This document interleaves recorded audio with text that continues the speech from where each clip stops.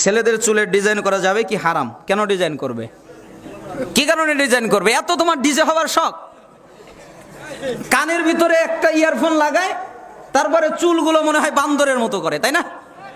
তিন ভাবে চুল রাখবে, হয় বাবরি রাখবে কানের লতি পর্যন্ত, যদি তা না পারে চতুর্দিকে চুলকে সমান করবে, আর যদি তাও না পারে তাহলে ন্যাড়া হবে, পুরো চুল সেটে ফেলবে। বুঝতে পেরেছেন?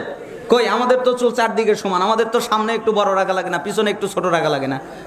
আমরা সেলুনে বসলে তাকে বলি চারদিকে সমান করেন, তো সেলুনওয়ালা বলে সামনে একটু বড় করে দেয়, ভাল দেখা যাবে। তখন আমি বলি রাসূলের চাইতে আপনি বেশি বোঝেন, আল্লাহ নবী বলেছেন চতুর্দিক সমান করতে, সমান করেন।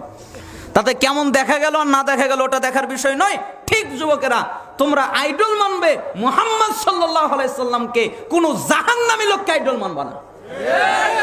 মুহাম্মদ সাল্লাল্লাহু আলাইহি সাল্লামকে আইডল মানো, তার আনুগত্য করো, তার অনুসরণ করো।